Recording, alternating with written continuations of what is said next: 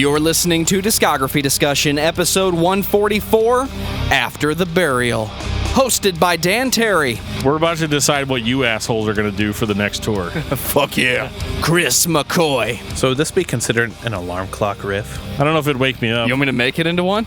And Joseph Wren. People still don't accept you for who you are. I've been doing that for at least the past 20 minutes. Presented by discussmetal.com. And if you're wondering what really happens after the burial, Brains! Then you are ready for this episode of Discography Discussion. I am Joe, that is Dan, that is Chris. I watched The Return of the Living Dead last night. I just felt like it was time. It's that time of year, right after Halloween, just before Christmas. You've already consumed all of the Nightmare Before Christmas that you are allowed to consume in the first 299 days of the year. So we just got to sneak in the classic 80s zombie movies because, let's be honest, the real zombie movies are the George Romero, right? I think that depends on who you ask.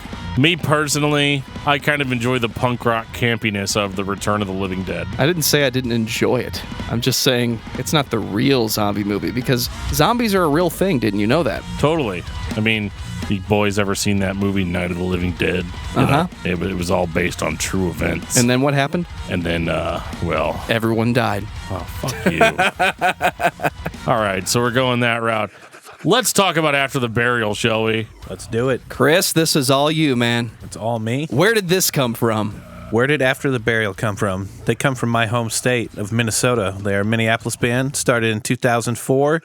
Put them in the category progressive metalcore. It's probably the best way to describe them. What do you think? I agree with that. They're not quite progressive death metal, but they definitely have that metalcore thing going on. Can we put the term technical in Technical, it's technically technical. Yeah. I'll give it that. It's a little genty. It's got the gent. I like the gent. Everybody loves the gent. Good evening, gentlemen. Sorry, I'm like bouncing back and forth. This might be another throw an elbow situation. Oh, God. Do we need to have another 15 seconds? No, I don't think so. I think we're fine. I think Chris decides now. Bam. Hold my beer. So I didn't hear about this band until probably about 2008, 2009. And I listened to their first record quite a bit. And I really love this one because it starts off kind of generic. Like they've got the intro track, the hardcore band has the intro track. And but whenever you get into your first actual song, and at first I was kind of like, ugh, this kind of sounds like shit.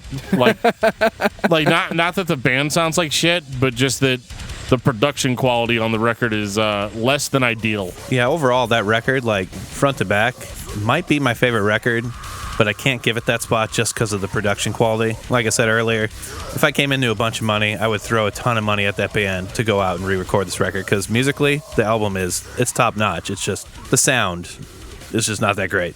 Yeah, I agree. Well, A Steady Decline, the song it starts off kind of generic sounding and then goes into kind of this really cool melodic, there's a lot of noodling going on, which I mean, I love noodles. I love buttered noodles. I like ramen noodles. And guitar noodles. Pasta aglio olio. They did re-record 3 of the tracks later on. I want to say around maybe 2010 or 11. They went back and re-recorded 3 of the tracks from the album. Yeah, with their new singer. Yeah. Usually pretty smart to do. Yeah, I think this record slays, but at the same time, it's also really weak production-wise, where the breakdowns just don't hit how they should. The crunch doesn't sound quite right. It's like they mixed it like a pop record, or this was just as good as they could do. Judging by the sound of the snare drum, somebody paid somebody a little bit of money to record the band and mix it the best they could. Knowing what home recording technology was in 2006, even if you had all the money in the world, this is pretty damn good, even if they did it themselves. I don't know that that's the case, but I would have accepted this if this was something I created. I think it sounds pretty good, but it doesn't, this band's other music overshadows this, I guess is what I'm trying to say. It does. The album, musically, it's flawless. It's just the production. Were they literally forging their future selves? I guess that's kind of like becoming the archetype. Forging your future self. Something like that. I don't know. Maybe they weren't following instructions. It's just another man's opinion. What I like about this record is how dissonant and crazy it can get. Kind of chaotic sounding, but all sound very intentional. Because you've got chaotic bands like The Chariot that just sound like they just got together and man, wouldn't it be really fucking sick if we just played a bunch of feedback, fucking diminished chords and shit, and then just threw a breakdown in there. There's No, those, thank yeah, like there's those bands, and then After the Burial does that, but it's kind of more of a controlled chaos, and all the songs kind of fit an overall structure. Where if you're looking at their like write out of the song, it's probably like chaotic part versus them just being a chaotic band, and I like that about it is that like they're a little unpredictable without being like fucking jazz musicians about it. Some of their breakdowns have that jazz-infused guitar feel to it, though. I'll give it that. There's a little bit of that, and I just don't think that it sounds made up on the spot, which is how I feel about a lot of progressive, quote-unquote, progressive bands, where it's like, play this riff, now play this riff, now play this riff, now play this riff. Okay, solo, breakdown, we're done. Good night. And like that, people can sometimes mistake shitty songwriting for being progressive. But that's like not what this is like, man. I feel like After the Burial has their own formula, though, like their stamp of their formula. You can always tell it's them. Yeah, there's no doubt. Yeah, and I think overall this was you can't ask for a better debut than this. I've definitely heard way worse debut albums by bands. And I like this. I like the time that this came out to, like in 2006, because I feel like if it came out today, it would be deathcore. And it would be so over, like it would be so washed out with like too many breakdowns, them trying to find a vocalist that sounds like he has his head up an asshole, like with deep gutturals. We'd bust out the vocoder. Yeah. Bass drops galore. After the Burial's way more technical than your run-of-the-mill deathcore band, though. I agree, and I don't even think they're deathcore. But I am saying that if they came out now, I feel like they would almost feel the push. Definitely put more heavy bass drops in it. I get it. Yeah. And what I like about this record is it sounds like what it is, a record that came out in 2006. And this was kind of like mid-MySpace era. So this was like my fucking prime, for getting into these kind of bands. And in that respect, I heard my first After the Burial songs on MySpace, and I don't regret it. And back then, I didn't notice that the sound quality wasn't that good because it was on fucking MySpace. Right. But I think a couple years later, they really came back in rare form. That's the first album that I heard of this band, is Rareform. I had to go back and find the first record. But I did find them on MySpace. That's how I discovered After the Burial. Well, before we viciously reform features, I want to take this time to say thank you to everyone for listening to the podcast. Thank you for listening and for subscribing. If you are not a subscriber, then you can find everything Discography Discussion at discussmetal.com. We are on Spotify, Apple and Google Podcasts, TuneIn Radio, Stitcher. So if you have an Amazon Echo or a Google Home, you have no excuse. Ask it to play the latest episode of the Discography Discussion podcast, and it will. We're also on Facebook and on Twitter at Discuss Metal. Be sure to like, favorite, and subscribe. It really helps us out. It lets us know you're listening, and now Dan is going to tell us all about 5-star reviews. Well, we love 5-star reviews here on Discography Discussion, and I'm going to read you one right now that was on our Facebook page. This is from Eddie Cook. He says, just found you guys this week. Love the show. Keep it going, guys. Well, thank you very much for recommending us on the Facebooks. That helps us out quite a bit with the algorithms and all that good stuff. And you really enjoy the archives, man. If you just found the podcast on November 7th, you've got your work cut out for you as far as going back and checking out all those old episodes. We just did an episode on X-Toll, and I can tell you that it was a highly anticipated episode, and I was really surprised by the amount of people that shared the episode. That's what made it one of our biggest episodes yet. It was a long time coming, and everybody came out of the woodwork and shared it everywhere humanly possible, all over the Facebook and Instagram. And I really, really appreciate that, and we will really hope to keep that going, because that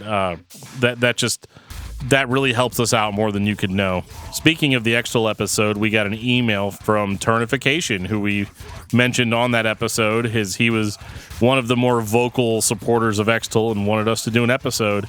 He says, thanks for the shout out on the X-Toll episode. And yes, my email address does represent the glory days of said bands. The glory days indeed. I have had this email for a long time. Mortification has been pretty much over since Jason Sherlock left. Totally agree. I like Blood World after revisiting it, but you have to almost consider it a separate band. Eventually, I'm sorry, everything past that is so depressing. Anyways, keep up the great work on the podcast.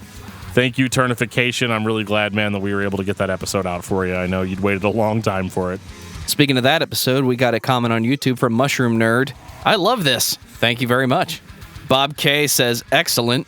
And Burning Mask says, genuinely love your guys' podcasts. Definitely deserve more attention than what you get. Well, we got a lot of attention last week after that X-Toll episode, so thank you very much for that. We appreciate it. And hopefully you will continue to find bands that you like. I noticed that the comment was on the Nine Inch Nails episode. How do you guys like the new Discuss Metal episodes? Toby Wright, Paul Kerr, just saying. I loved them, but I was on them, so I'm kind of biased. We have a really good one coming up for you guys with Matt Fox of Shai Hulud. Oh, shit. Yeah. When did that happen? I was there, wasn't I? 2008, Rareform. This is my favorite After the Burial record. Oh, hands down, it's my favorite record. It's not the first one I ever heard, but it is really good. When you heard it for the first time, who was the vocalist on it? Did you hear like the first release or the re-release with Anthony on it? Definitely the reissue. But I remember that because there was a huge fucking sticker on the front of it that said reissue. Right. But the neon green. let's get into that actually whenever we're kind of done talking about this record, like if there's any noticeable differences, obviously other than the vocals. But this record is, as much as I complained about the production on the first record, this is not nearly as bad. I think the production is pretty solid on this record. It's fucking great. They've got that kind of studio-assisted bass drop going on. It's not as bad as it would become in a few years with other bands. It's acceptable at this point. I think they're actually capturing how heavy the band really is, and I don't feel like the last album did that. Yeah, this album, I can't really give you any standout tracks because, again, front to back, this album, they're all bangers. The Fractal Effect is great. That is, I guess that would be my favorite. The breakdown, that's got that jazzy breakdown in it, man. I love it. I saw them on the 10-year anniversary tour of this album. They played it front to back. It was awesome. I'm glad bands are doing that now. Morgan Rose brought it up on the Seven Dust episode. Seminal records or fan favorites are hitting that 20-year mark or that 10-year mark, and bands are playing it in its entirety. That's what we want. Just play the songs that we like and make an event out of it, guys. Come on. Well, when they do the whole record front to back, because when the regular stage show, they're not going to hit all the deep cuts that some fans want to hear. So that's what's cool about getting to hear it front to back on an anniversary tour. The Fractal Effect, that's not something they're going to pull out in their regular set list now. It's a deep cut. Yeah. But I love it. And really what I love about these records, too, is they're just the right length. Because, man, I get a little bit nervous anytime the word progressive is thrown on anything. I'm like, Jesus Christ, this is going to be a 72-minute self-indulgent piece of shit. I did notice on, all their albums, they don't go above 9 tracks. Did you notice that? I loved that. Yeah. It's not because I didn't enjoy them. I mean, I'm sure I would enjoy an hour-long record by this band as much as a half hour, but they kind of get their shit across quicker than a lot of bands like them.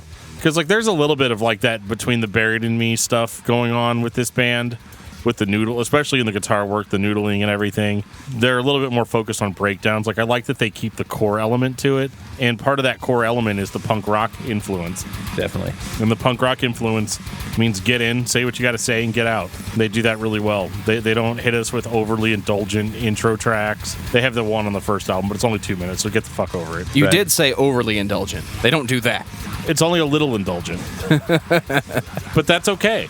I don't have any issue with what After the Burial was throwing down on this record at all. And this, again, was a better realization because I think a lot of people think of this album as their debut. Yeah, their first record, I don't even know what label or who distributed it. They weren't on Sumerian until this record, and every record after this is on Sumerian, but I couldn't find, it took me forever to find Forging the Future Self, an actual physical copy of it. Yeah, you can stream it now, but yeah, it used to be slim pickings when it first came out. I want to say I ordered it from the band, I think, on MySpace. Anyone listening in Minneapolis, I actually found the Forging the Future Self in the used cheap bin at Cheapo Records in That's Uptown. Awesome. I love hearing that because you guys all know how much I love to thrift. I think that this record just shows that this band, because how many bands came up in 2006 through 2008 that were really influenced by As I Lay Dying? There's a handful.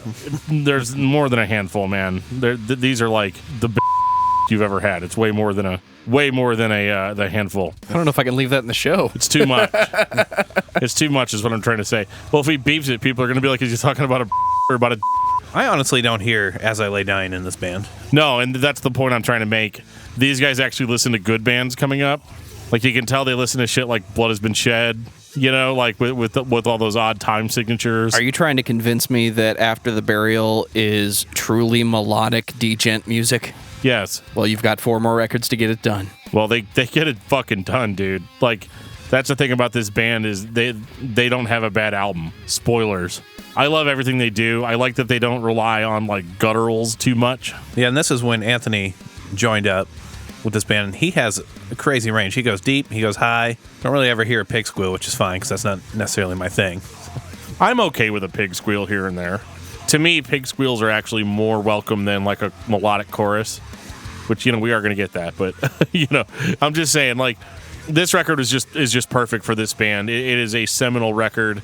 If you want to listen to an After the Burial record and find out what they're all about, this is where you should start, in my correct opinion. It's very rare that a band can address all of my complaints on the next record. 2010, In Dreams. Oh, I didn't listen to this one. No, I'm just kidding. So this record is a little bit more of a melodic side to After the Burial. Yes. And I'm okay with that. I mean, they've always had melody in their music, but it hasn't ever been the forefront. I feel like they experiment a little more in this record, trying new things. Yeah, totally. And it's welcome because it's always been experimentation with them. But now they're doing a little bit more of the chaotic metal thing. But as much of a barn burner as the first track is, this is actually a very melodic record. It's more noodle than not.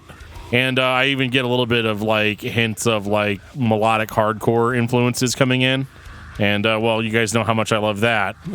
Speaking of noodling and like guitar soloing, the song Encased in Ice, like just a crazy guitar solo in there, which it's hard to follow what he's trying to go for in that guitar solo. Yeah. I feel like he ate some DMT or some mushrooms and played around, and then also like played a lot of Nintendo, because I hear some Nintendo in there, and it's a crazy guitar solo. It's cool. It's nothing you've ever heard on their first 2 records. No, it was very strange and really good that he didn't like bust that shit out on the second song, because I think it might have lost some people. Yeah, I mean, you're a certain breed of asshole if you just hear a weird guitar solo and you're like, fuck this band. Dude, track 2 on that record, though, Your Troubles Will Cease. You can't deny that riff in the beginning of that song. It's killer, dude. Like, this record is great. I don't like it as much as Rareform because I'm a meathead and Rareform is heavier, like way heavier.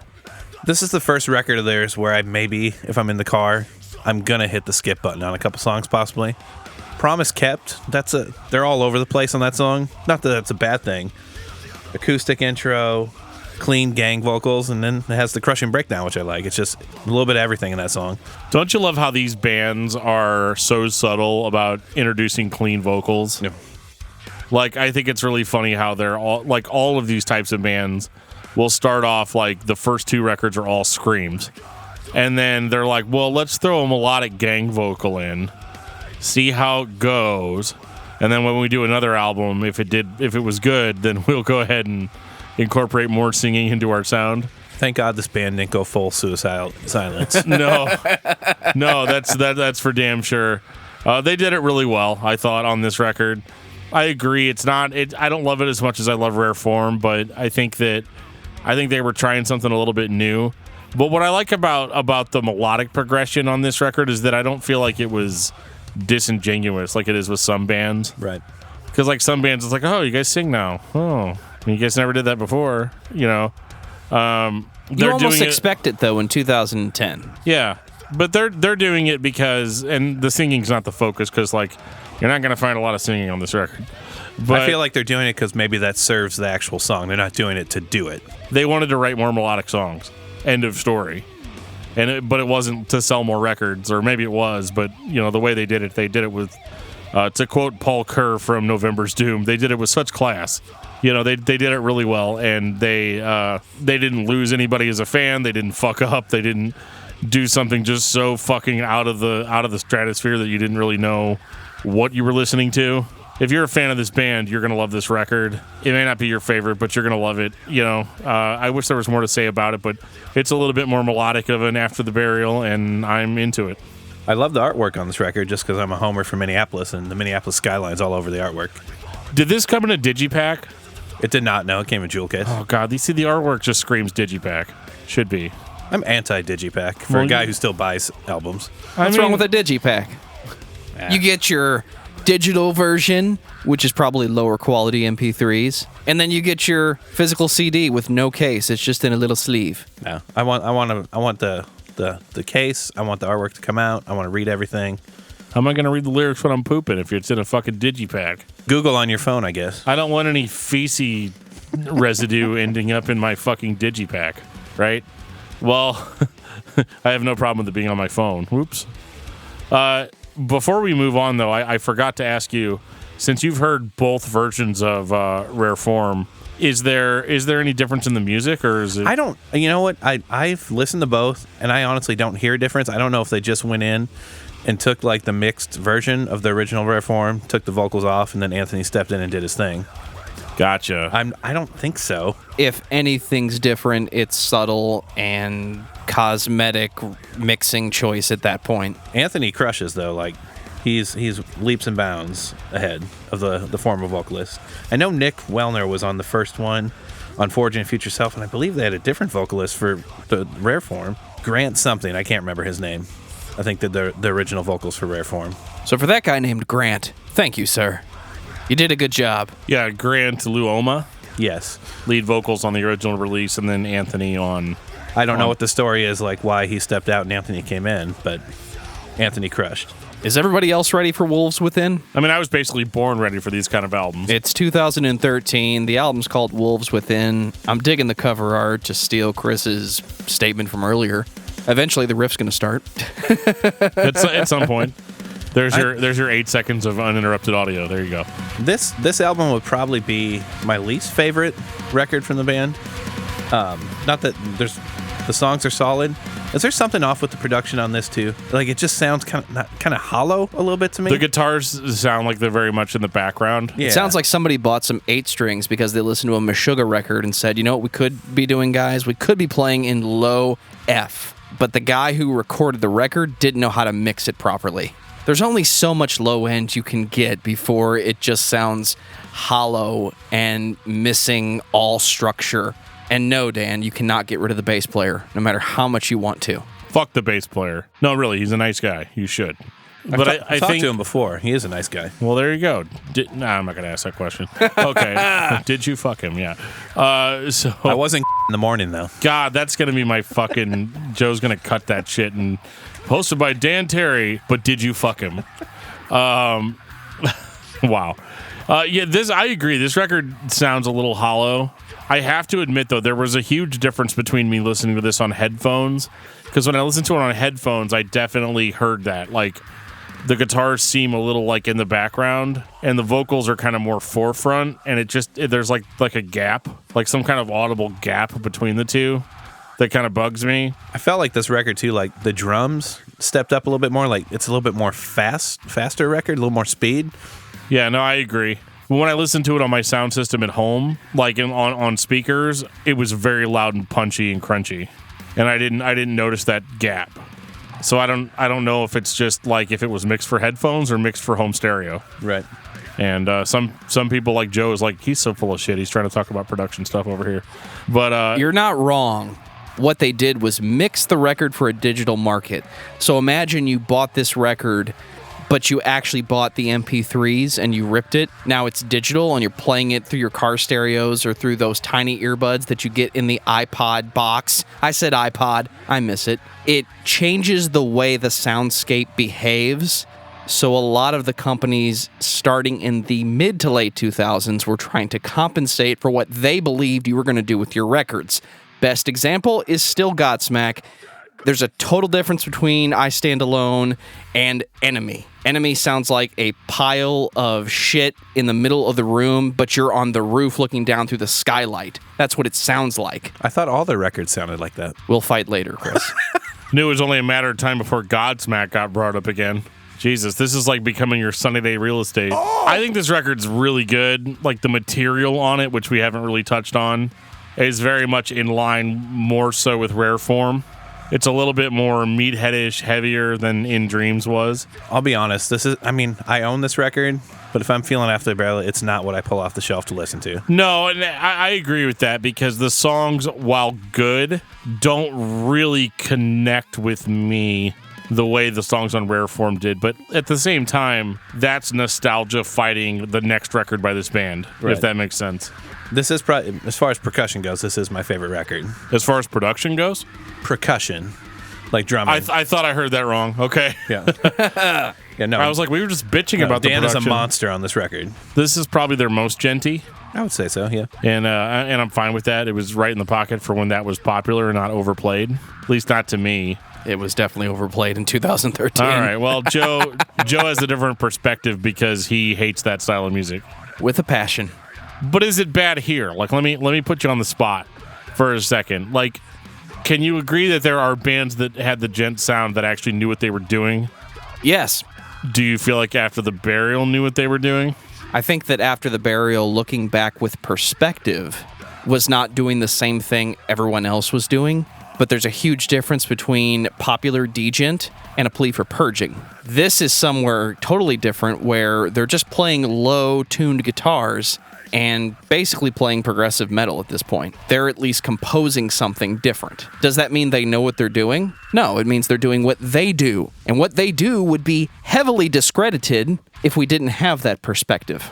One thing I will say about After the Burial, Justin and Trent, like, those guys' guitar writing, they're insane. I would call this band a band's band. Like, musicians, like, dig on this band, I would assume. Hell yeah. I wouldn't necessarily call myself a musician because I'm just a guy that screamed over some records once. But yeah, I agree. Like, this is kind of like those guys that took jazz in high school are like, yeah, man, you don't even know. It's great, and you don't even know.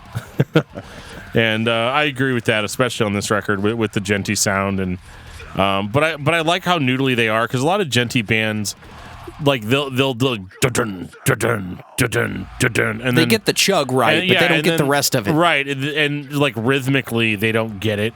And this band gets it. They use the gent sound to kind of enhance the rhythmic attack that's going on. This might be the first band that uses the degent techniques of reinforcing the percussion with the guitars and the bass and actually stays out of the way of the drummer. Most of them don't.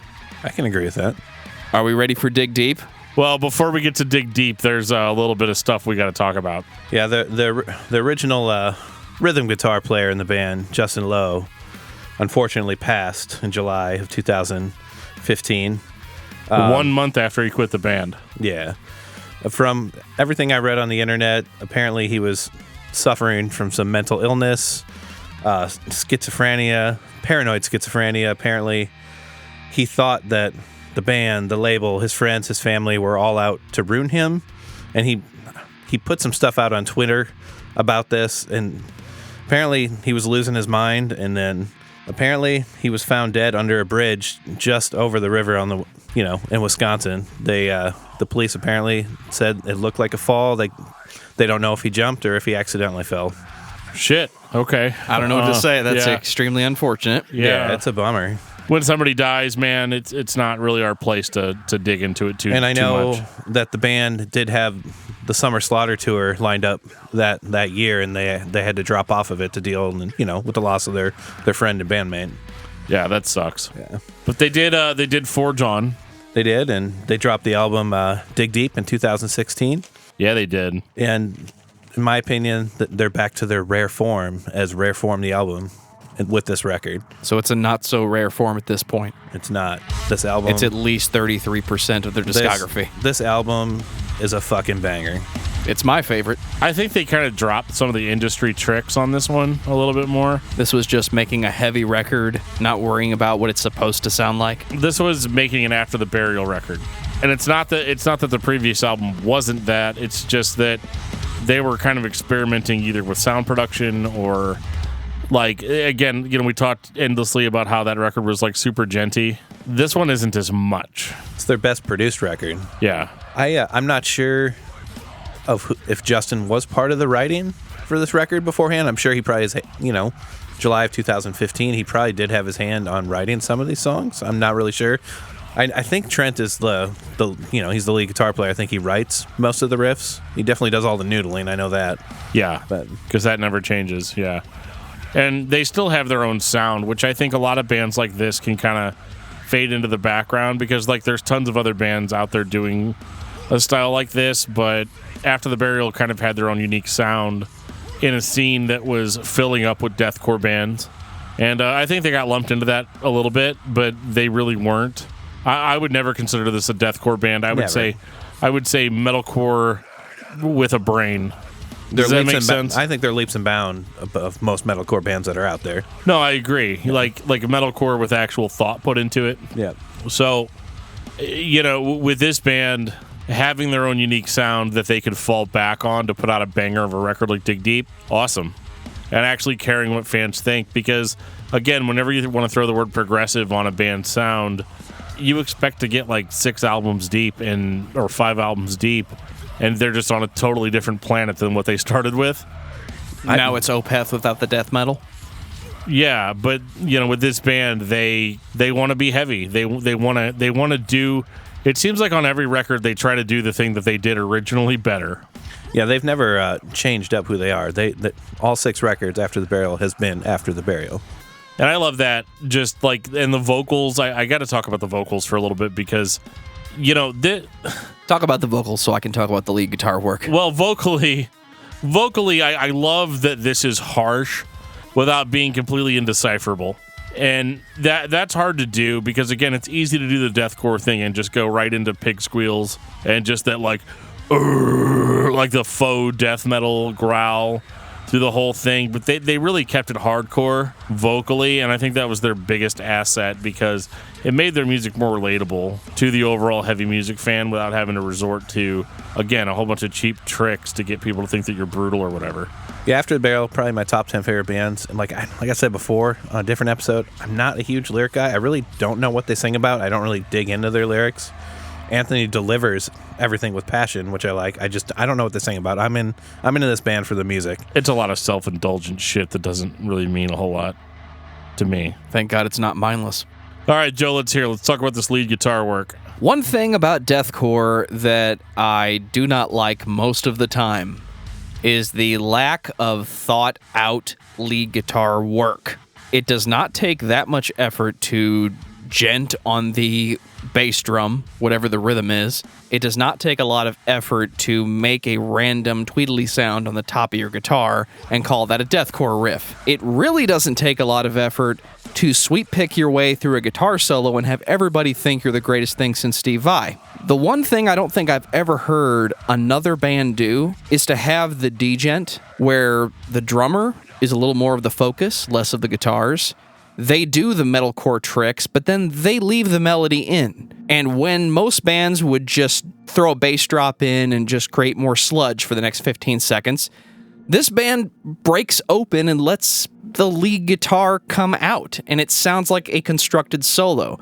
Not a Kirk Hammett level of constructed solo, but at least a guitar solo in the traditional sense. Because you can be random as fuck and call yourself progressive and it just sound like absolute shit. This band doesn't do that. There are elements here that I don't like in other bands, but the way this band puts it together, it's more consumable. It makes sense. It actually sounds like a conscious choice versus other bands just following a formula. Well, like Chris said, they have their own formula, but only they know what it is, and nobody's copying it. And yeah, I like how the music cracks open. I like how it breathes. And I like that they create an overall atmosphere with each record. I mean, the only real criticism I have with this band is that they're going to always sound just like this band. They're not going to change enough for you to notice it. I'm fine with that. I am too. They found their lane, and their lane is fucking awesome, and they're staying in it. 2019, Evergreen. Who is Evergreen, Dan? I created a code when I got out. Do I need to let this go now? Evergreen Terrace? No, I don't know. Another cool band that we should probably talk about. But, this record was really interesting to me because it's a little bit more, again, it goes a little bit more melodic, I think. It does. This one feels more like melodic hardcore than metalcore. Is that bad? I mean, not in my book. I don't think it's bad. I don't hear the hardcore in it that you're talking about. I do hear that alarm clock riff in the background. The alarm clock riff is waking me the fuck up, right? It's back. Maybe not hardcore, but I don't know. Like the way it's mixed and put together, it's hard for me. Like, I don't know. I don't feel like the melody created is reliant as much on noodle as much as it's just in the riffing itself. No, it's definitely a good chugging record. Yeah. I think you've been listening to too much Circleback. Your definition of what sounds like hardcore has changed in the past 3 months. This is the end. Did you guys see the video for Behold the Crown? No, I sure didn't. Oh, it's hilarious. It's a giant snowball fight filmed somewhere in Minnesota, I'm sure.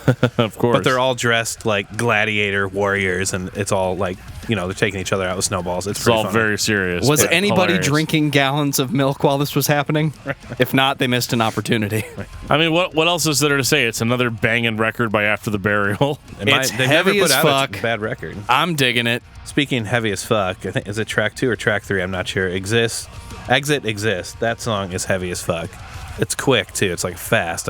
It's a fast speed metal kind of song that they normally don't go that fast with. Ooh, speed metal. We're going retro thrash terms on that one. Yeah, but again, they're still After the Burial, and it's not even a criticism because like I don't mind if a band that I like puts out a banging record again and again and again and again. Like I don't experience the same type of fatigue with this band that I do with others. I'm looking at you, Black Dahlia Murder. Well said. Because like I'm always down for it. Whatever they got for me, I'm always down for it. And I don't feel like the formula is obvious. I think there is a formula, but I don't think it's obvious. And I think if you're a fan of their previous material, then you're good. But if you're a new fan, I feel like this is still a good jumping on point. Final thoughts on After the Burial, Chris. Final thoughts on After the Burial. Top 10 band all time for me musically. To go to if I just got a short drive in the car and I just want to rage. If you like noodly guitars, if you like heavy ass breakdowns, you like genty grooves, it's a band for you. Yeah, my Minnesota boys, repping hard. Dan, what about you? What else is there to say? I mean, they're melodic, they're heavy, they're the whole deal. They don't rely on a bunch of fucking tricks. They just fucking nail it pretty much every time. And I love all that noodly guitar work mixed with the breakdowns and the genty sound. And they never go too far outside of the box, which may make them seem less progressive to some people. But to me, they're a classic band that plays the kind of metalcore that I enjoy. And it sucks because when I say I like metalcore, I'm talking about shit like this. And that's not what people hear when I say that I'm listening to metalcore. Can I chime in for one more thing on Final Thought? If you would like to. Yeah. This is my final thought. I think this band is in the scene is underrated and for whatever reason has been pushed behind other bands. As far as the Sumerian catalog, I know like Veil of Maya and Born of Osiris, like they're the go-to bands. I don't think either of those bands come close to what After the Burial can do. That's just my opinion. Well, thank you, Chris, for sniping half of what I had to say. Pew! After the Burial is the first band in a long time that does things that are extremely popular in modern metal and previous popular styles of metal, but they do it in a way that does not follow the same formula. Dan has said it a couple times. They have their own formula, and only they know what it is. Whatever it is definitely working for me. There are things they do I despise in most of the bands I hear, but the way they're putting it together does not sound like everything else you've listened to for the past 10 years. So if you are a fan of metalcore, if you're a fan of degent, if you're a fan of modern metal, there is something in After the Burial that you're going to like a lot, and you're not going to be able to explain it other than it's good. So listen to After the Burial. Dan, what's your album of the week? My album of the week. That's a hard one, actually. Circle back. No, not this time. I mean, it is, but It's been retired. it is. But Joe won't let me say it anymore, so I'm gonna have to go with Strongarm, Advent of a Miracle. Wow, going back. After listening to a lot of Shai Hulud and talking to Matt Fox, I just want to listen to Strongarm. Right on. Chris, what about you? I'm going with the album called Fault by Alpha Wolf, metalcore band from Australia. It's meathead, beatdown, heavy breakdowns. It's kind of my thing. Check them out. For me, it's Judas Priest, Firepower. Bringing it back off the shelf, driving to work and back, listening to it 3 times. Hey guys, this is your best friend in the entire world, Dan, here to ask you, is there a band you want us to talk about? because I like listener suggestions, because I could just sit there and tell you about how every melodic hardcore band in the world is the best band you should ever be listening to. But I know that's not all of your guys' opinions, and I want your opinion. So can you send them to me? There's a lot of ways you can do that. You can get a hold of us on Facebook at facebook.com/discography discussion. You can send us an email at danandjoeshow@gmail.com. You can reach out to us on Instagram under Discography Discussion. You can reach out to us on Twitter at discussmetal. You can tweet at me and Joe personally if you have a bone to pick with one of us individually at discussmetaldan or discussmetaljoe. And you can also talk to us on our Discord server, which is running 24 hours a day, 7 days a week, unless it goes down. But it hasn't gone down in a while. There's a link in our show notes that'll let you go to our Discord server and sign up. And we hope to see you guys very soon. Let us know how you're feeling. Let us know how you feel about Discuss Metal. And we will see you guys again next week on Discography Discussion. And on that note, this has been episode 144 of Discography Discussion. Thank you for listening. You can like us on Facebook and follow us on Twitter at Discuss Metal. Subscribe to our podcast everywhere you listen to podcasts, including Google Play, Apple Podcasts, Spotify, and Stitcher. Visit discussmetal.com for all things discography discussion, and please send questions and comments to danandjoeshow@gmail.com. If you are not a patron, you can become one at patreon.com/discussmetal. We have some sweet perks.